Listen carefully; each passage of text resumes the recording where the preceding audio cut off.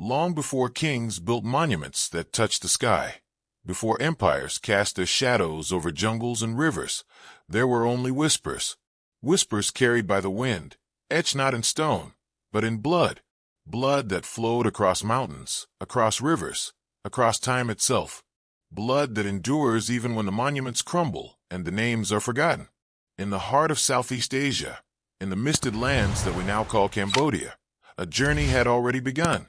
It was not a journey recorded in ancient scrolls or royal decrees. It was older, deeper, a migration woven into the flesh of the first people who dared to tread these lands. The Khmer people, the descendants of mighty kings and temple builders, carry within them a story that predates the birth of kingdoms. It begins tens of thousands of years ago, when small bands of early humans, newly arrived from Africa, crossed into a world of dense forests and endless rivers. They were hunters, gatherers, dreamers of survival, etching their existence onto a land still untouched by agriculture or stone. Their genetic fingerprints tell a story unlike any carved inscription. They reveal a deep, unbroken lineage, a bloodline shared with the ancient peoples of the Andaman Islands, the Aboriginal Australians, the first great wanderers of the world. Mitochondrial haplogroups, names like M68, M59, and 7, silent markers of heritage, reveal that Cambodia was not merely a bridge between civilizations. It was, perhaps, a beginning. These ancient Cambodians were not the makers of temples or kings yet. They were children of rivers and forests, tracing the patterns of rain and the migration of beasts. Their songs, their fears, their small victories over the harshness of wild nature, all of it flowed silently into the genes of the generations to come. We often imagine history beginning with the first stone lifted, the first crown worn. But the real origins of the Khmer are written deeper still. Beneath the steps of Angkor Wat, beneath the crumbled gates of forgotten cities, beneath the very soil, their story waits. And in every heartbeat of the modern Khmer, the memory of these first wanderers still pulses, unseen but never lost. The first chapter of the Khmer story is not about conquest or empire. It is about survival. It is about families moving through endless green, through humid valleys and rising mountains, carrying the future unknowingly within them. Before gods, before nations, before even names, there were only the people, and the land, and the blood that remembered every step they took. Imagine a land blanketed by endless green, where rivers meandered lazily under monsoon skies, and the air carried the thick scent of life itself. It was into this primeval world, around 4,500 years ago, that a new force arrived, a force that would reshape the destiny of the Khmer forever. They didn't come with swords or armies. They came with seeds. From the fertile valleys of southern China, early farming peoples drifted southward, carrying with them something more powerful than any weapon: rice. Tiny grains, simple and unassuming, yet capable of sustaining entire civilizations. With them came language, myth, new ways of seeing the world, and quietly, almost imperceptibly, the genetic blueprint of a new Khmer identity began to form. Have you ever wondered how a single seed can change the fate of millions? For the Khmer, it wasn't conquest that wrote their first true chapter. It was cultivation. The farmers found the indigenous hunter-gatherers already here, descendants of the ancient ones who had walked these forests for tens of thousands of years. But rather than erase them, they blended. Families merged. Bloodlines intertwined. In this merging, the deepest roots of Khmer ancestry took hold, not in a flash of battle, but in seasons of sowing and harvest, of teaching and learning. When I first learned this, it struck me harder than any monument could. The realization that greatness often doesn't erupt like a volcano. It grows slowly, imperceptibly, like a seed cracking open beneath the soil, invisible, inevitable. Ancient cemeteries like Man Bac in Vietnam and Vat Kham Nu in Cambodia still whisper the evidence. Skeletons unearthed there tell the same story, written in their bones. A fusion of old hunter and new farmer, of earthbound past and sky-reaching future. Their DNA, half from the ancient foragers, half from the incoming farmers, paints the moment when survival turned into society. And with farming came something more dangerous than any wild beast: the luxury of staying in one place. Villages grew along riverbanks. storage pits filled with rice harvests, social rules and hierarchies, rituals, beliefs. The invisible threads of civilization began to weave themselves into the fabric of everyday life. Have you ever felt the power of simply being still? The Khmer's ancestors learned that staying in one place could shape the land, and in turn, the land would shape them. Their hands shaped the fields, and the fields shaped their destiny. Under the humid canopy of Southeast Asia, with sweat dripping from their brows and stories carried from mother to child, they unknowingly laid the foundation for one of the most remarkable civilizations the world would ever see. A civilization that one day would raise Angkor Wat against the sky. But at this moment in time, there were no kings, no temples, only farmers, only dreamers, only people who believed that by mastering the earth, they could master the stars.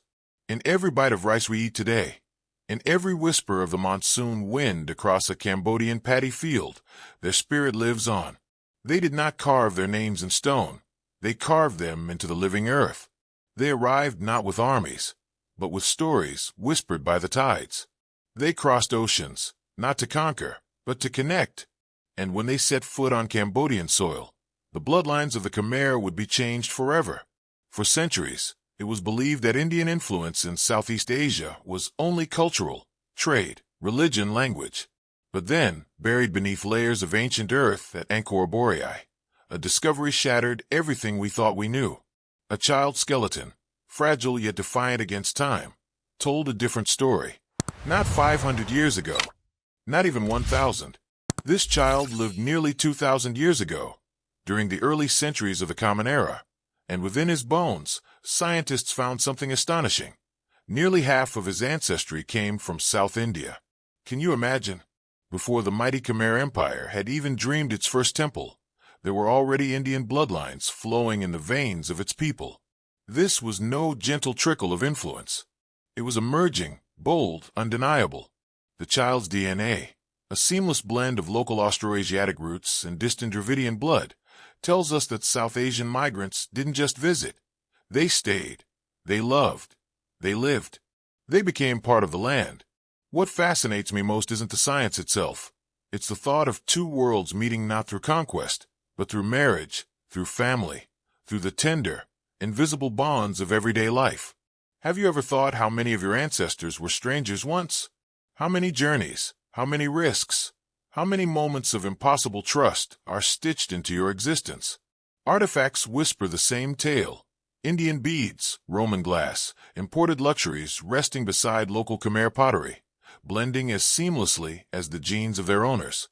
And above all, the legends. Tales of the Indian Brahmin Kondinya and the serpent princess Soma, once thought pure myth, now echo with the resonance of genetic truth. It wasn't just goods that traveled across the seas. It was identity. It was lineage. It was the very fabric of who the Khmer would become. The early Khmer states, like Funan, were not copies of Indian kingdoms. They were new creations, local genius fused with foreign dreams. A hybrid civilization, born not from domination, but from collaboration. Isn't it strange how the deepest transformations often happen quietly? Not on battlefields, but in marketplaces, in weddings, in the quiet heartbeat of a child born between two worlds. And so, long before the spires of Angkor Wat reached toward the heavens, the blood of India had already mingled with the blood of ancient Cambodia, giving rise to a people and a civilization unlike any the world had ever seen. In that child's silent bones lies the first whisper of a story still unfolding, a reminder that sometimes the most powerful revolutions begin in the most intimate of moments. By the time the first stone was lifted to build Angkor Wat, the bloodlines of Cambodia were already ancient, woven from 1,000 invisible threads of migration, survival, and hope. The Khmer Empire didn't rise from nowhere. It was born from memories carried in the bones of its people, memories older than the temples themselves. Picture the Mekong Basin 1,000 years ago. Vast, shimmering rivers, dense jungles alive with the cries of hidden creatures, and human ambition swelling beneath the humid skies. Here, the Khmer shaped the land, and the land shaped them back. Have you ever walked through a place so old that it feels like time itself is breathing around you? The DNA of the Angkor builders, revealed through ancient genomes, matches those early communities we met before.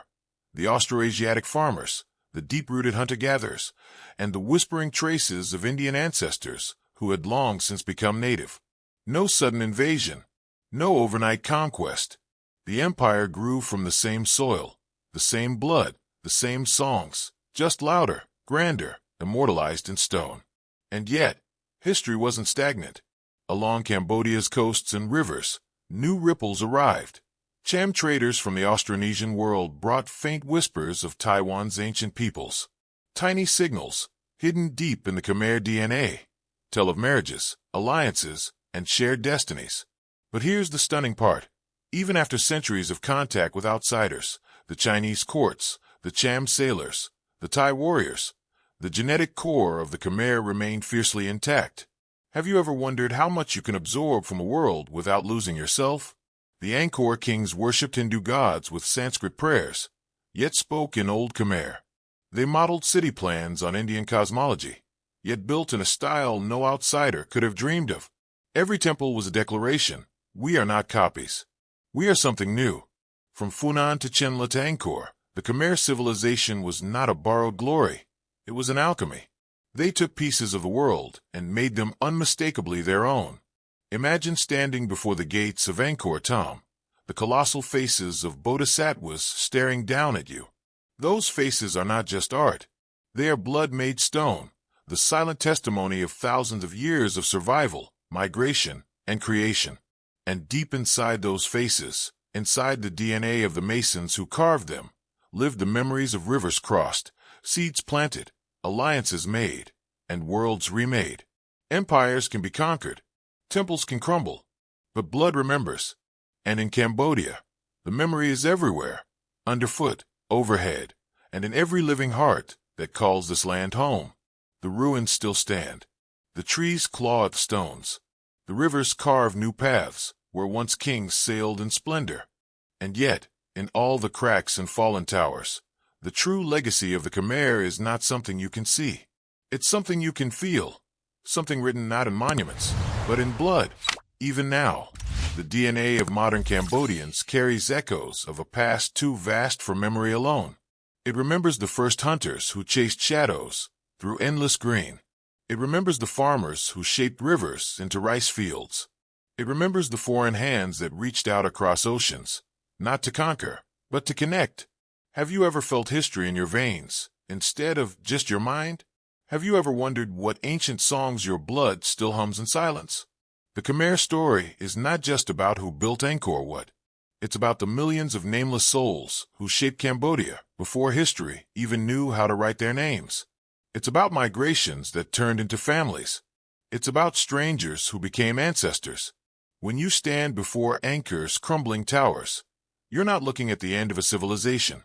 You're looking at the living memory of one. Today's Cambodians are not shadows of their ancestors. They are the living continuation of a journey that began 50,000 years ago. A journey through storms and droughts, wars and exoduses, glories and devastations.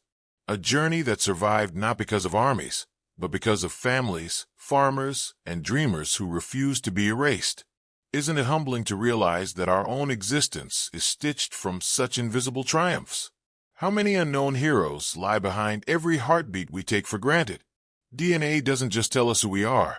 It reminds us of the impossible odds our ancestors overcame just to get us here. The Khmer people are a testament to that invisible endurance. They carry in their blood a saga that stone alone could never capture. A testament that even if every temple falls, even if every city fades into dust, the story will live on, in their breath, in their laughter, in their dreams. And maybe, just maybe, in the dreams of everyone who dares to remember where they came from.